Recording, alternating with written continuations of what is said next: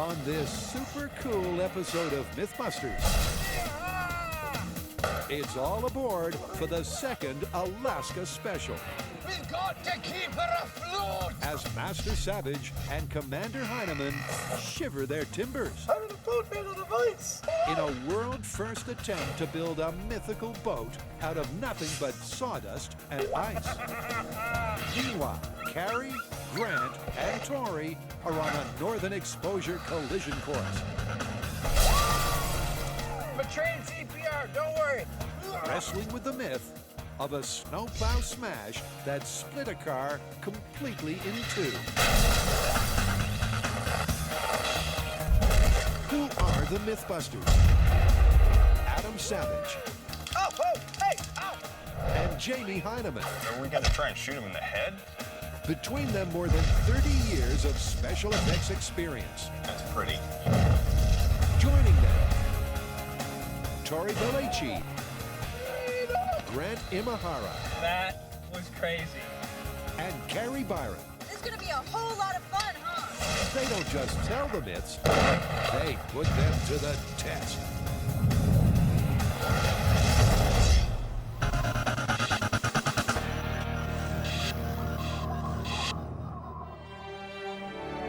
Alaska, famed for its stunning scenery, the 49th state is also shrouded in tall tales and outlandish legends, making it a virtual home away from home for the MythBusters.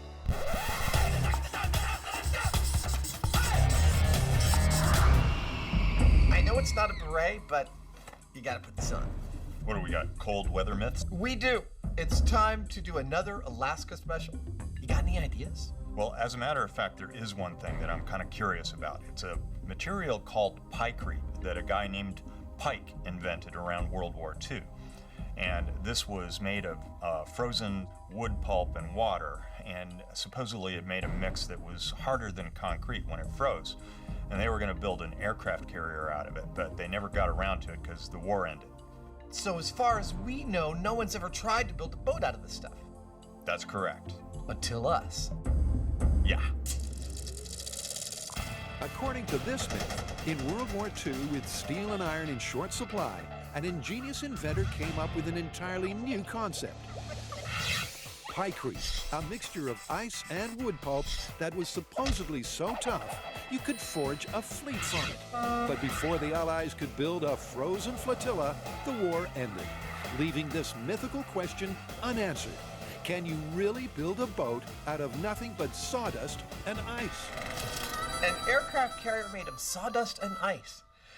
I really hope we haven't bitten off more than we can chew here. Well, ultimately we are going to have to build some sort of boat out of Pykrete. But first I think we need to test its magical properties. Such as?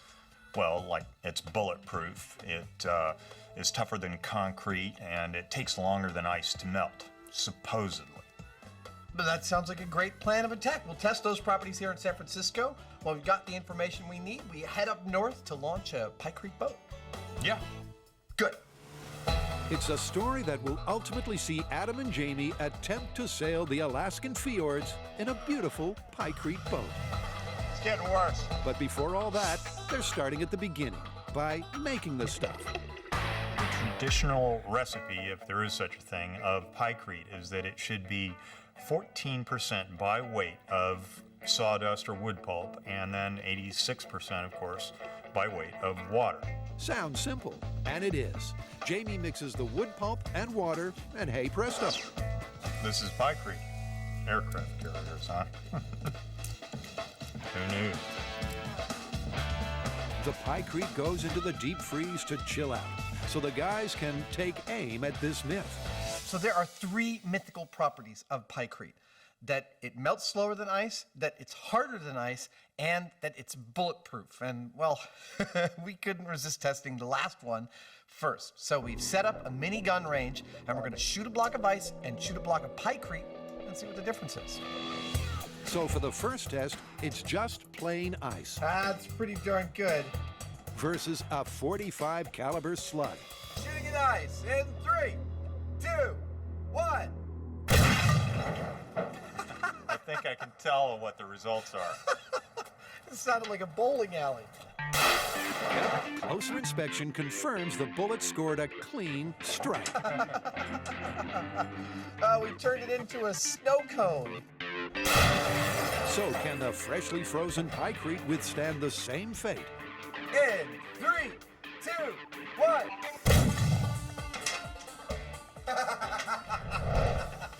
There you go. That's bulletproof. You weren't lying. It's tough stuff. It certainly is. Instead of shattering like the ice, the bullet ricocheted off the Pykrete, taking only a shallow crater with it. We don't only bust myths. Sometimes we confirm stuff. We were told that Pykrete is bulletproof, and it's definitively bulletproof. Well, it may be bulletproof, but the Pykrete isn't out of the woods yet. Now, Pykrete is pretty cool stuff. It's supposed to have some very specific mechanical properties, and we're going to start out by testing those in scale here in the shop. Specifically, its thermal conductivity, how slow it melts, and its mechanical properties. We're going to run it through some paces to see how viable a material it is, how tough it is, and how useful it might be for our uses. Next up is the mechanical strength test, and it's nothing if not straightforward. I'm going to go out on a limb here and say that you want to put these 5-pound weights on one at a time until it breaks. It's like I'm a freaking mind reader. And first, they need to break the ice. 10 pounds, 20 pounds. 40 pounds. 41 pounds. You 40 pounds, 1 ounce. That was the straw that broke the camel's back. At 40 pounds, the ice shattered. So how will the Pykrete compare? Pykrete, 5-pound weight. There you go. Well, cue fast forward, because it's tougher than it looks. 190. Anybody go for 200? Do I hear 200? 200. This now weighs more than either you or me. And when the tally reaches 300 pounds, they run out of lead. So Jamie adopts a more direct approach. This is killing me. Well, there you go. I There's your love problem. this stuff. And Adam has every reason to. The Pykrete is nearly 8 times the breaking strength of the ice. Hell's bells, Margaret. I am impressed with Pykrete. I would not have bet that it could withstand all the lead we had in the shop. I'm starting to think that we could have some fun with this technology. Next, Carrie, Grant, and Tori plow on. The last time we did the Alaska special, we got a lot of fans from Alaska writing in saying we missed a classic myth. Tell me more. The myth is that a couple are driving down a road on a dark, snowy night. The visibility is horrible. They swerve out of control, crash head-on into a parked snowplow on the side of the road. But this is no ordinary crash. Instead of just crumpling into a wreck, the car splits all the way down the middle, from the front to the rear, in a perfect bifurcation. And both walk away from the crash. Are you serious? Yep. Wow. It's a crazy crash concept that's Snow Joe. A car plows into a plow and is split right down the middle. But could a snowplow really bifurcate a car? It's a myth that's full of problems, starting with this one. Well, for this myth, we need to do some pinpoint accurate crash tests using cars smashing into snowplows. But there are no crash test facilities that we can use in Alaska. All right, so how are we going to test this one? Well, our researchers have come up with an amazing location. It's beautiful, it's snowy, it's in Wisconsin. Well, ultimately, this is a great Alaskan myth, but if we have to go to Wisconsin to test it, then so be it. All right, well, if that's the case, I think the first thing we need to do when we get there is look at some snowplow. So, I mean, let's face it, we're from California. What do we know about snowplows? In an odd start for the Alaska special, the team head to Wisconsin instead. Oh, there it is. Snowplow Nirvana. Now, it isn't Alaska, but with plows aplenty, Burke's Trucks is the perfect place to start. We may not have crab fishermen walking around here, can't see Rush from our back porch, and there's no moose freely walking the streets. But what we do have here is a lot of snow and snow plows. And that's our first step. We gotta get us one of those. And that's a process bringing back bad memories for Grant. So last time we used the snowplow, it was a cursed item. There was a curse of the snowplow. This time, I fell down immediately after getting out of the car. Ow. This does not bode well. Snowplow of Death was a myth cursed from beginning to end. But that's not what's bothering Tori. I'm not so concerned about the curse as I am about these plows. For this to be even remotely possible to get one of these cars to split, we're gonna need a wedge-shaped plow. Tori's got a point. These flat scoops are miles off the myth. But after hunting high and low... Turn it on! Just turn it off, turn it off. Nothing. the team strikes gold. Now that is the plow we're looking for. Dude, if anything is gonna split that car, it's gotta be this. Okay, so this is what I'm talking about. This is perfect for our myth. And what makes it perfect for our myth is the geometry of the blade. Not only does it have this sharp axe edge, but it's got this really thin blade right in front, which is just like presenting a knife edge to a car. And that's exactly what we need to split our car right down the middle. And there's more behind this plow than just the blade.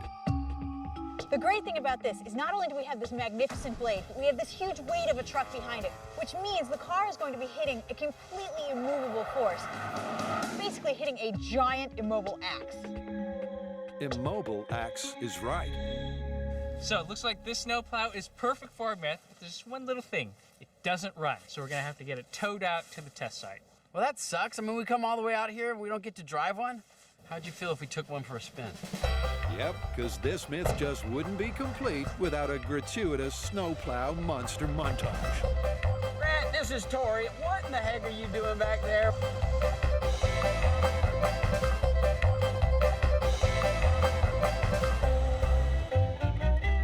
With that out of the way, Now driving snowplows, that was cool! And the fact that we found a V plow to test with, that's even cooler. And tomorrow, when we crash cars into it, that's gonna be the best. great, saddle up, because tomorrow can't come soon enough.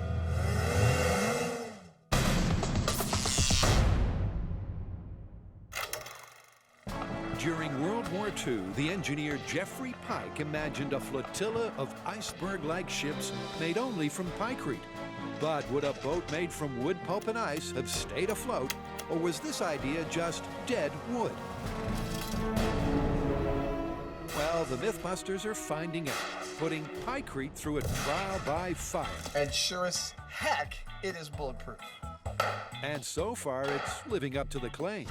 But Jamie sees some room for improvement. The reason the Pykrete is strong is because of the overlapping fibers of these wood chips. Now, the reason that it actually breaks under shock is that the fibers are not terribly long, and so they can break apart relatively quickly. So what other kind of cellulose products do we have that maybe would be superior? And there's your answer. Newspaper. Lots of newspaper. In phone book friction, the MythBusters found out just how much force two interleaved phone books could withstand. This is like a sickness. And it's that layered strength that Jamie is hoping to capitalize on with his own new brand of Pykrete. What if we saturate something like that with water and freeze it? We might have something, say, like plywood instead of particle board, and plywood's stronger. The newspaper is more or less the same old wood pulp, just different form. So, how will it compare? Okay, the last few pounds. Just like the classic Pykrete, the Super Pykrete supports 300 pounds of lead. But even after a beating, it doesn't crack under pressure. Here, wait a second. Dude, I'm gonna go out on a limb and say I like this material. Okay. I mean, I'm literally out on a limb.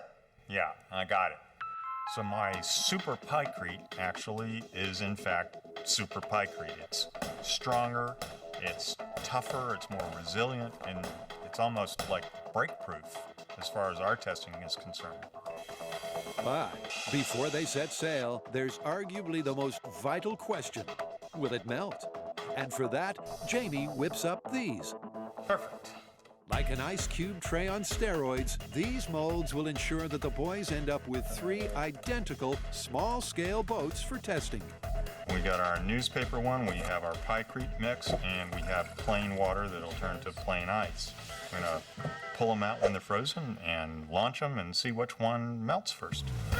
And they've come to Bamboo Reef to do just that. Adam, what's our plan of action today? Oh, Jamie, it's going to be totally great. We're going to take all 3 ice boats out of the molds and put them in the water and see which one melts first. And we're going to use 2 little characters of us to represent us just to increase the danger. Do we really have to use these stupid representations of ourselves? I hate that. Yeah, man, it's going to be funny.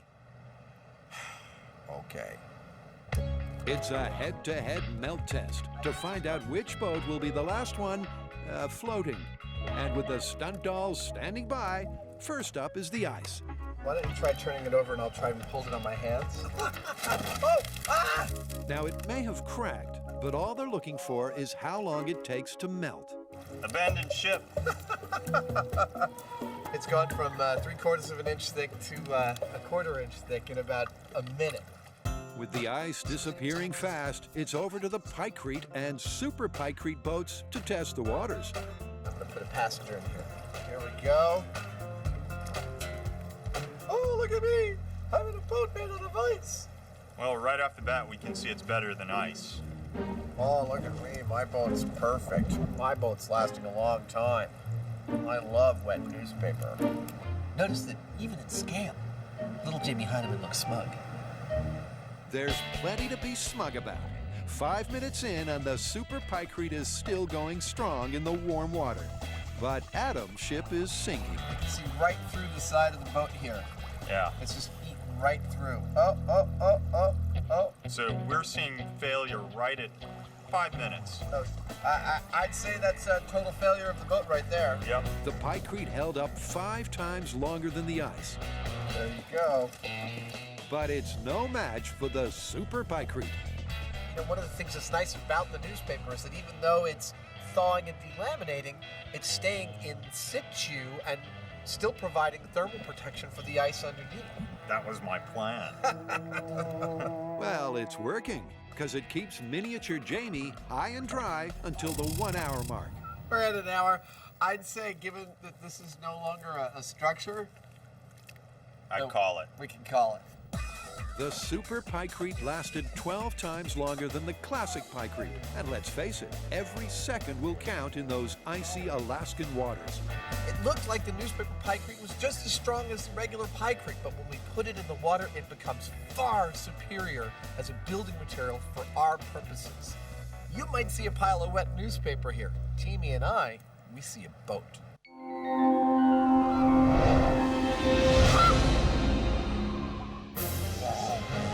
It's Plow Wars, as the team takes on a snowplow collision for the Alaska Special. So, what are they doing in Wisconsin? Carrie knows, so, Alaska. This is what we couldn't find in Alaska and why we ended up in Wisconsin. This is MGA Research Corporation, one of the world's leading testing companies for the consumer, aerospace, military, and automotive industries. And I hear that they excel in working in these snowy conditions, which is perfect for us. It's the ideal location for our 2 mythical foes to duke it out.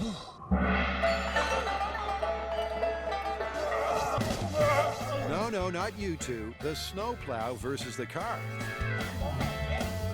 But what is it that makes MGA so perfect? Now, normally when we do a crash experiment, we would use a pulley system, and we would have our tow vehicle right here going at a 90-degree angle away from the crash site. But not this time. That's just not good enough for us. And that's because for this experiment, we need pinpoint accuracy. We need the dead center of the car to hit the pinnacle point of the blade of the snowplow. And for that, we need something far more reliable, which starts 900 feet that way. With this, a continuous loop of steel cable that propels the car along the guide rail, all powered by a 600 horsepower electric motor that'll ensure pinpoint accuracy and repeatability. So let's get that straight. Instead of a towing system, MGA use a motor to pull a cable which will let our car plow into our stationary plow with incredible accuracy. And speaking of cars, So the observant viewer is probably asking themselves, why are there two cars? The engine is the most resistant part of the car, so we need to test two different types of car, a front engine car and a rear engine car. Now this is a front engine car. The only problem is, the other car we have is also a front engine car. So what we need to do is pull this engine out, stick it on the back so we have our rear engine car. while Tori puts the junk in the trunk, the other car also needs some attention. So while Tori's away changing his car into a rear-engine vehicle, I need to do a few changes to this car. It needs to be ready for our crash test, which means it needs a nice line up the middle so we can see it split. And of course, I gotta Alaska up this car a little bit. It's looking a little Wisconsin right now. But halfway through pimping her ride, Carrie's worried. But I think this is gonna be a much more daunting task than the Snowplow actually thinks it's gonna be. It's gotta get completely through this dashboard, all the way through the center of the car to the back. I'm having a hard time seeing this actually happen. It's clear that there's a lot of car to cleave. So will the Snowplow be up to the task? Look, the car's all decorated for a big Alaskan-style crash. Well, the rear engine vehicle is ready to go. Well, let's come back tomorrow and split this myth in two. Yeah!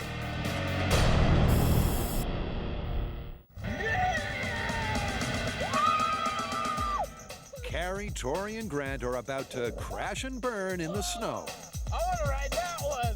They're testing the myth of a snowplow smash that split a car completely in two. So here's where we're at with the myth that a giant snowplow cut a car in two. Over here, we have the mother of all snowplows with a giant wedge-shaped sharp blade. And 600 feet that way, we have two cars. We're gonna start with the front engine because it's more common. And the first thing we have to do is hook it up to the rail. And that isn't your average hookup. What they're doing right now is they're chaining the car to the skate. Now, the skate is a device that hooks onto the track and ensures that the car goes straight the whole distance. And at the very end, there is a high-tech quick release. There's no blue rope here. Now, this will ensure that we hit our snowplow dead center. And with a few final tweaks, we're good to go. Except for one last thing. Passengers. So Buster, having a little bit of a problem with airport security, called ahead to get us some local talent. I don't know if these guys are really up to the task. Now, I know what you're thinking.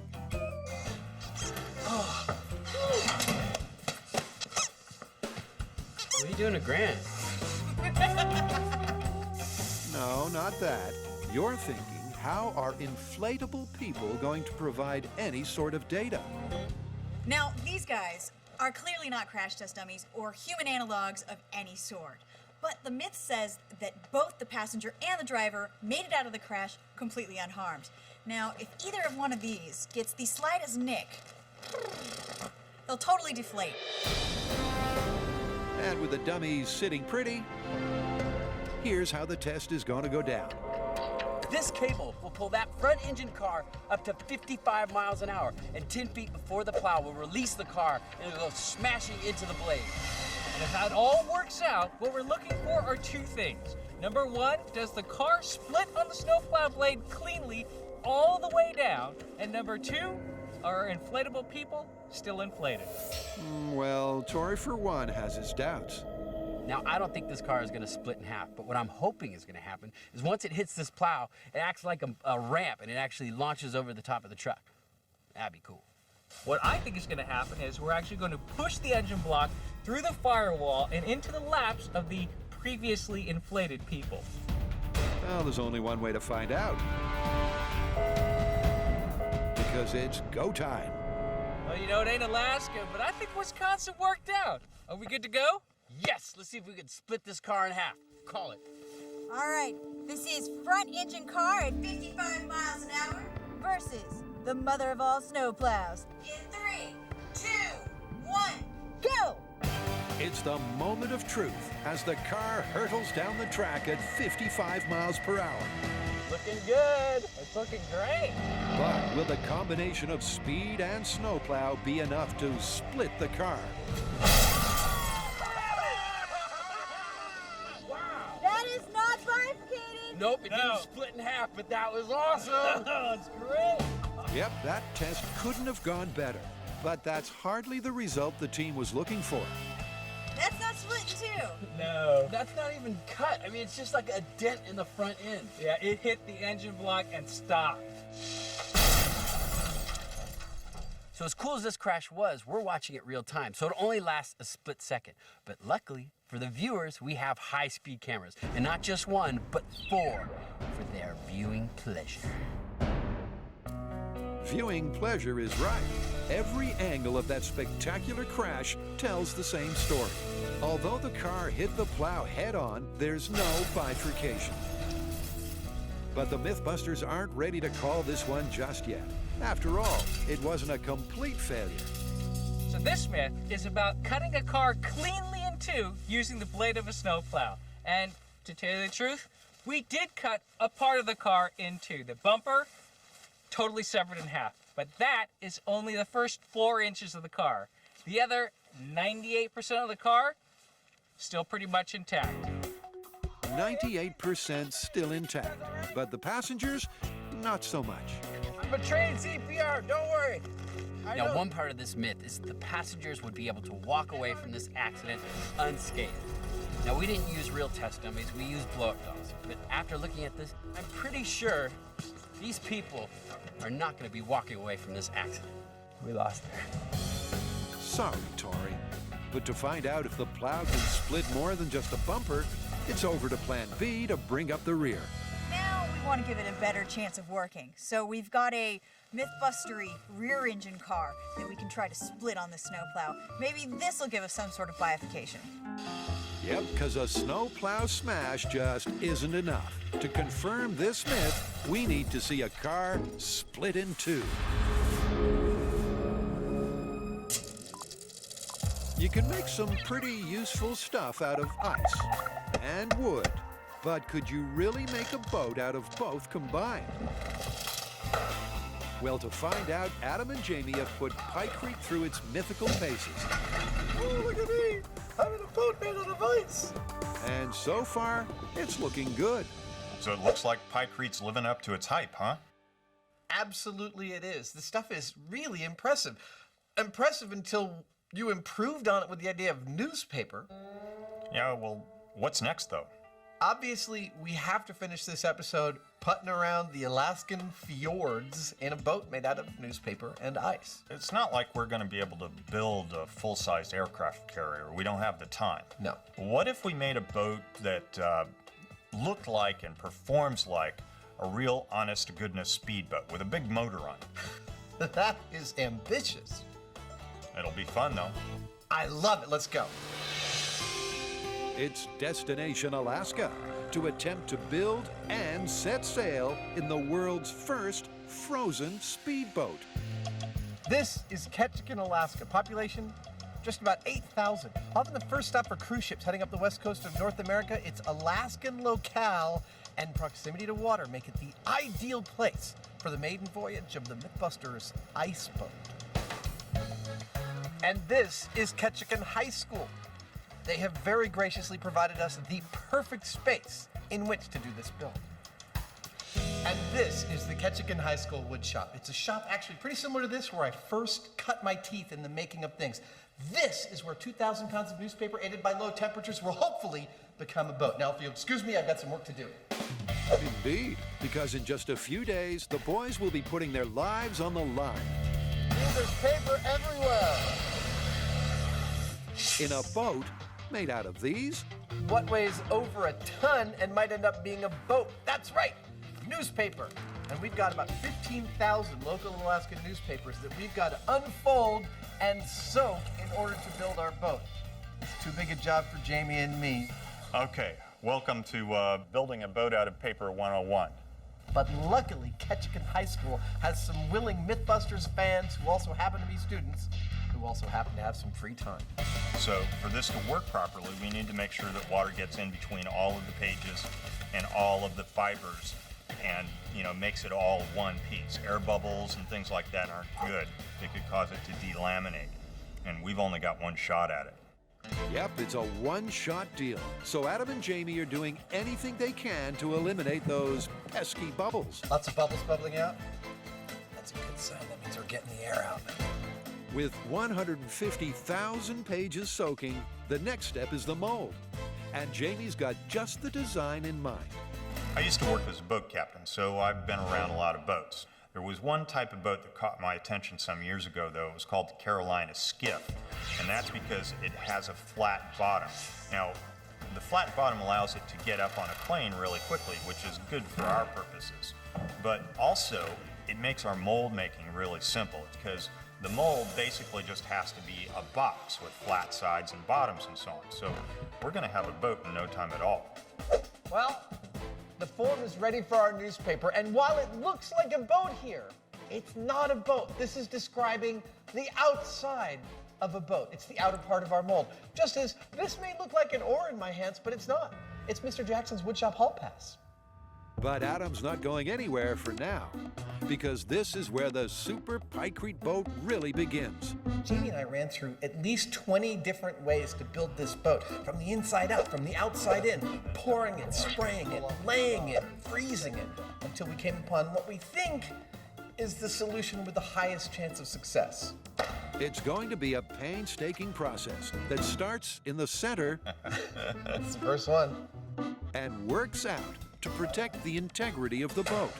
We're going to be layering in the newspapers, layer over layer, like the shingles of a roof, so that all the open sides of the newspaper point away from the direction of travel. Thus, as it starts to melt, the water's still not going to be able to peel off big chunks of newspaper as it's going, and hopefully that'll make it last longer. Well, that's the plan, but it's going to take time. Your back's getting to you already, huh? As every layer is built from the center out, front to back, one at a time. Paper boat making. It's dirty work. Dirty work, but the build is going just as they planned. I feel like I'm working in a swamp. And right on cue, the all-important freezer truck arrives. That's perfect. It's nice and cold already. That's it. Let's lay in some plastic. Okay. With the plastic covering in place, the boat is watertight, so the boys construct the internal mold. Lovely. Well, the outer mold is in place, the inner mold is in place, and the newspaper and the water are in place. It's time to get this thing into the freezer truck and let physics take over. Which, when you're dealing with something 20 feet long, 8 feet wide, and weighing 3,000 pounds, is easier said than done. Yeah, that's why I All got hands on deck. I got the little forklift out here Oh, to pull okay. it. And despite weather that would freeze the balls off a pool table, they get the boat onto the ice truck, and the freezing can begin. Extra, read all about it.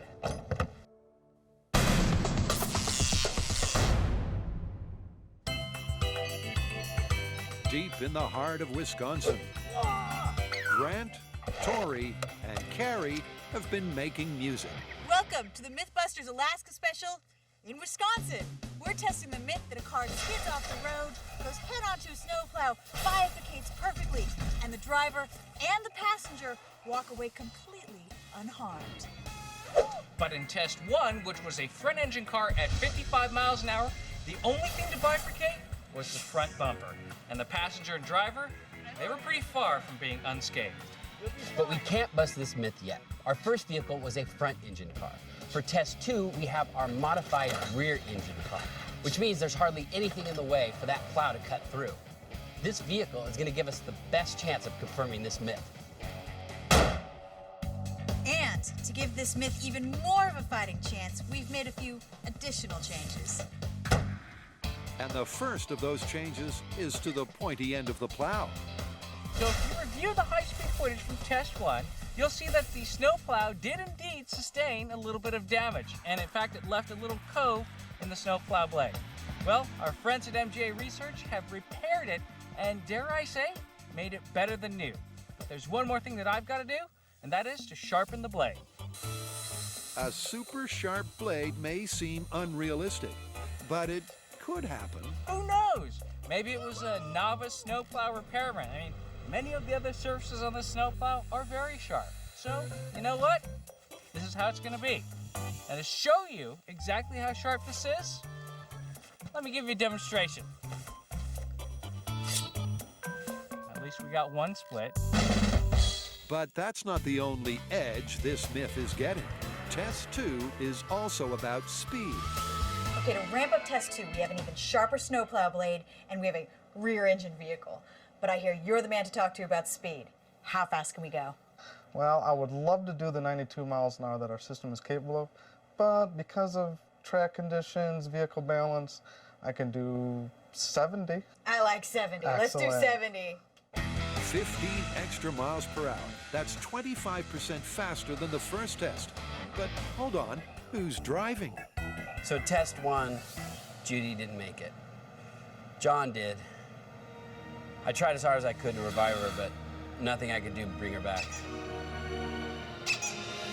These are Judy's clothes. Still smells like her. But luckily, Judy has a twin sister, Trudy. So all I need to do is fill her up with air, stick her in the car, and see if these guys survive this test. Just like her sister, she's no crash test dummy. Look, it wouldn't be right this soon after your sister's death. Okay. Hey, don't judge. With Trudy in the hot seat and the car on the track, there's only one thing left to do, and that's get some predictions.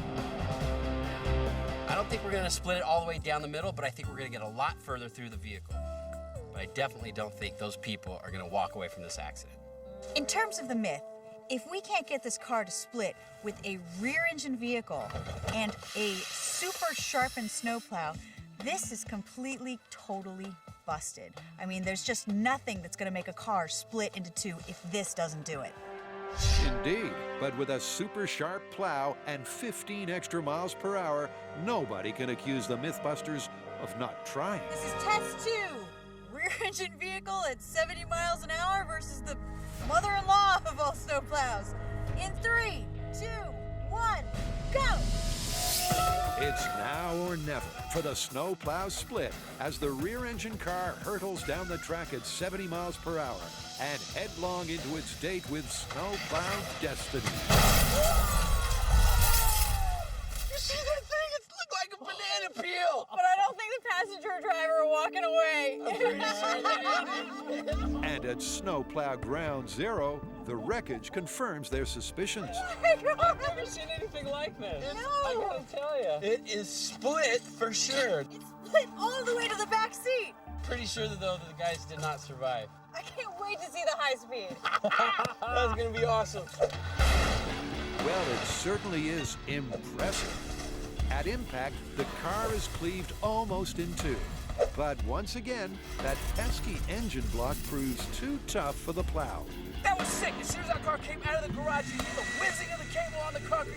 It smashed into that plow. It was like, bzzz. It went in two directions. Wheels flew over on that side, glass came over here. But we still were not able to split it all the way through. But it was still awesome. So I've seen a lot of crashes, but that is one of the most amazing things I have ever seen. See a car almost split in two? That's once in a lifetime. It certainly is a once-in-a-lifetime crash. But where does that leave our snowplow myth? Now, we had 2 criteria for this myth to be confirmed. Number 1, we needed the car to bifurcate perfectly into 2 pieces. We didn't quite get that. We just got split to the back seat. And number 2, we needed both the passenger and the driver to walk away completely unharmed. And I don't think they're walking away from this one. It's not looking so good. We tested this myth using a front engine vehicle going 55 miles an hour and we busted it. We tried using a rear engine vehicle going 70 miles an hour and we busted it. And then one final thing we busted. The curse of the snowplow.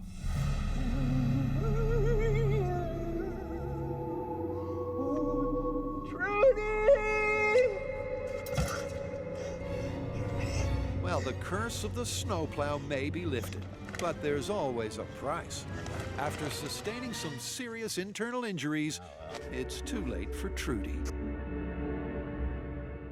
This test couldn't have gone any better. Yeah, we gave this myth the best possible chance of working, and the car still didn't split. And there is no way those people are walking away from that crash. So this one's busted. Busted. Busted. Let's get back to the shop. That's a long walk. Yeah, well. Are sure we're going the right way?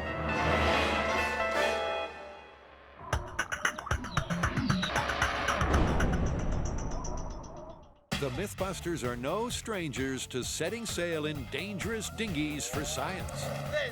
This is so cool! And they've also engineered ingenious devices using only paper. But in this Alaskan special, they might just outdo themselves.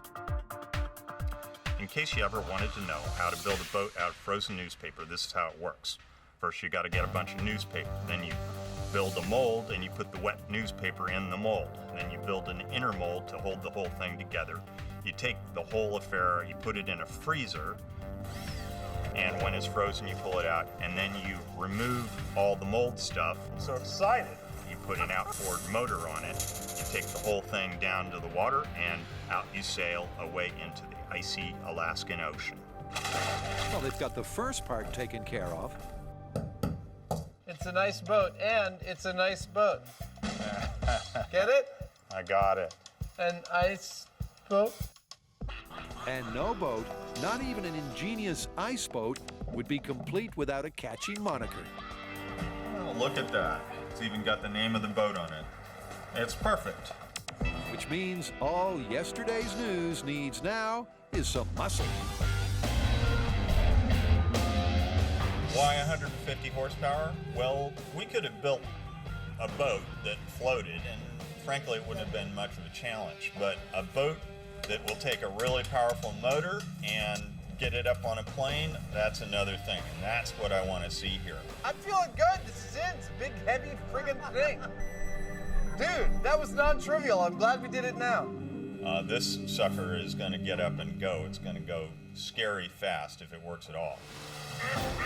Well, here's hoping, because it's Judgment Day, as the boys get ready to literally put their lives on the line. Well, we are at the water's edge. It's dead calm. The conditions couldn't be better, although I don't need to tell you that it's pretty cold out here. So the very first thing we're going to do is put on our survival suits, just in case we get wet today.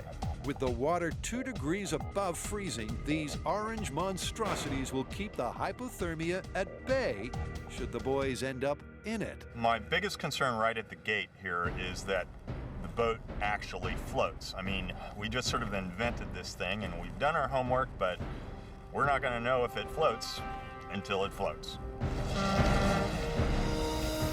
This is it. It's no return once we open the doors of this freezer. Are you ready? Let's do it. Okay.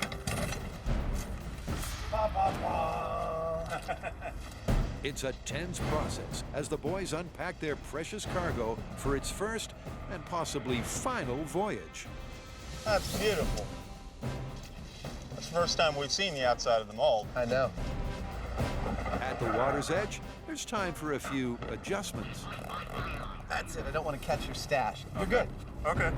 leaving Master Savage and Commander Heinemann ready to cast off. Remember, the myth that launched it all was of a World War II era boat made only of ice and wood pulp. The MythBusters pushed the boat out and confirmed those mythical Pykrete claims, and then added their own news twist to give this myth the best shot at success. But now, thousands of man-hours later, unbelievably, they're setting sail in a boat that is only frozen newspaper and an engine. Okay, you and I are pushing. Ready? Yeah. Here we go. Ah! Look at that! Come on, baby. Well, first impressions are good. Do you realize what this is? The maiden voyage of yesterday's news. Ice and newspaper. Let's go. Incredibly, yesterday's news is staying afloat. But for our intrepid voyagers, that's not quite enough. Dude, it's holding up. Let's take it up on a plane. Ready? The real test for this boat is, will it stay in one piece at speed? 3 miles per hour. 10 miles per hour. 18 miles per hour. Wow! Keep an eye on the motor. 23 miles per hour. Holy crap! Holy crap just about sums it up. Remarkably, even at a click of 23 miles per hour, the frozen newspaper boat is holding fast. Love this boat! Here, check it out! You knew I was gonna do this, right? I'm king of the world! Whoa. It's a little slippery. But Adam's celebrations may be a little premature. Dude, we've got a leak. Why don't you fix it? Yeah! Although Adam snap freezes the first leak with a blast of CO2, We've got to keep her afloat. he can't stem the tide. The water's coming in quicker than that pump can push it out. I think we should head back into shore. Okay, can I drive? Yeah, go for it. It's my last chance to drive a boat made out of frickin' ice. After 30 minutes on the high seas, the guys head back to shore. And just in time, judging by the trail of newspaper. But our able-bodied MythBusters aren't disappointed. We did everything we could as far as testing this material before we got committed to making this whole big boat. And it looked like it was going to work out fine. And who knew? It actually did. It worked like a treat. What is a boat? A boat floats. By that rudimentary definition, we've succeeded. But more than that, a boat is made to move efficiently over the water, i.e. get up on a plane. We put a 500-pound engine on this boat, and we got up on a plane. Yep, yesterday's news was papier-mâché in motion. I don't want to get all misty on you, but it's a pleasure building strange crap with you. Adam and Jamie have achieved the impossible, making a boat capable of getting up on a plane with a top speed of 25 miles per hour, only out of ice and newspaper. That's one of the most gratifying parts of this job is, trying something out. Nobody's ever done it before, and when it actually works, it's wonderful. We came to Alaska to make a boat out of ice and newspaper, and as far as I'm concerned, we knocked it out of the park. They came, they saw, they conquered. It's funny to think that, in a few hours, this is just going to be a pile of mush. I know, I love that. And the MythBusters abandoned their ship to melt to slush. How are we going to call this one? Seems to me pretty straightforward. Pykrete lived up to all three of its mythical properties beautifully, and we built a viable boat out of ice and newspaper. I mean, not only did our boat get up on a plane, not only did it go over 25 miles per hour, but it looks so damn good, I swear people are gonna think we faked it, even though we didn't. I say that makes it plausible. Yeah, but let's not forget that this myth is about the original Pykrete and about an aircraft carrier. And given that our super Pykrete darn near melted through in 20 minutes, if you're talking about an aircraft carrier that can go anywhere in the world, including tropical waters, it's going to be sloughing off huge chunks of this stuff as it goes along. And that means it's just not at all practical. How about plausible but ludicrous? I'll buy that. Good.